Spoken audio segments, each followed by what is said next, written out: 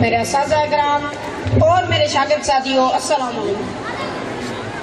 آج میں جس موضوع پر لفظائی کرنے جا رہا ہوں وہ ہے سماجی برائیاں اور ان کے سبب۔ جناب صدر، معاشرت کی لغیمانہ ایک دوسرے کے ساتھ مل جل کر زندگی گزارنے کے ہیں، لہٰذا معاشرہ انسانوں کا ایک ایسا گروہ ہے جو اس طرح زندگی بسر کرے کہ ارکان میں گہرا تعلق پیدا ہو جائے، سب ایک دوسرے کے لیے ہمدردی و غمگساری، اخوت و محبت بلکہ احسان و قربانی کا مظاہرہ کرے۔ معاشرہ جسے ہم سماج بھی کہتے ہیں، اس سماج میں جہاں اچھائیاں پنپتی ہیں اور برائیاں بھی جنم لیتی ہیں، اگر کسی سماج میں اچھائیاں ہی اچھائیاں ہو تو وہ معاشرہ مثالی معاشرہ ہوتا ہے۔ خنجر چلے کسی پر تڑپتے ہم امیر، خنجر چلے کسی پر تڑپتے ہم امیر، سارے جہاں کا درد ہمارے جگر میں۔ جناب صدر، انسانی مدن انتباہ ہے، بقول ارسطو انسان وہ سماجی حیوان ہے، یعنی وہ معاشرت پسند ہے جو تنہا زندگی نہیں گزار سکتا، یوں بھی وہ روزمرہ کی ضروریات اور غمی و خوشی کے لمحات میں دوسرے کا محتاج ہے۔ علاوہ ازیں و تنہائی اور اکلوتا پن قید خانے سے کم نہیں، اور کوئی بھی شعور ایسا نہیں جو خلوت نشینی کے بے بسی کے عذاب کو دعوت دے۔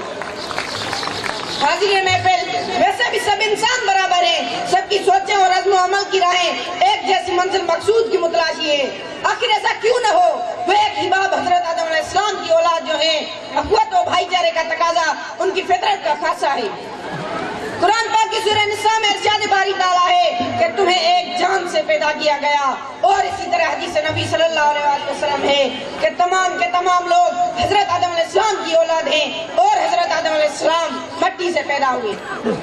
الغرض تمام بنی نوع انسان ایک باپ کی اولاد اور آپس میں بہن بھائی ہیں۔ یہی وجہ ہے کہ وہ یکساں حیثیت کے مالک ہیں، کوئی گورا کوئی کالا، چھوٹا بڑا، شاہ و گڈھا، عربی و عجمی، مغربی و مشرقی وغیرہ نہیں ہے۔ ہاں، اگر کوئی تفریق و امتیاز ہے تو صرف تقویٰ اور پرہیزگاری کی بنا پر ہے۔ اسلام کے واضح احکامات کے باوجود اگر کوئی خود کو دوسرے سے افضل و برتر، امیر یا طاقتور سمجھتا ہے تو وہ فتنہ و فساد کی جڑ ہے، اور ایسے ہی ناک بداندیش اور ناپسندیدہ عنصر کا قلہ کما کرنا ہر دوسرے انسان کا فرض ہے کہ اسے ہاتھ سے منع کرے، اگر دست و بازو میں ہمت نہیں رکھتا تو زبان سے منع کرے، اگر اس عادت سے معروم ہے تو کم از کم اسے دل ہی میں برا جانے۔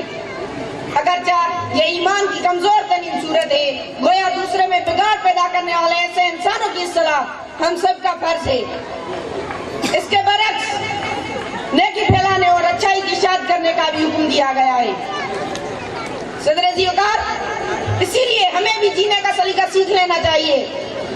انسان کا اس دنیا میں آنے کا مقصد صرف اپنے لیے جینا نہیں ہے، زندگی کا مقصد دوسروں کے کام آنا ہے۔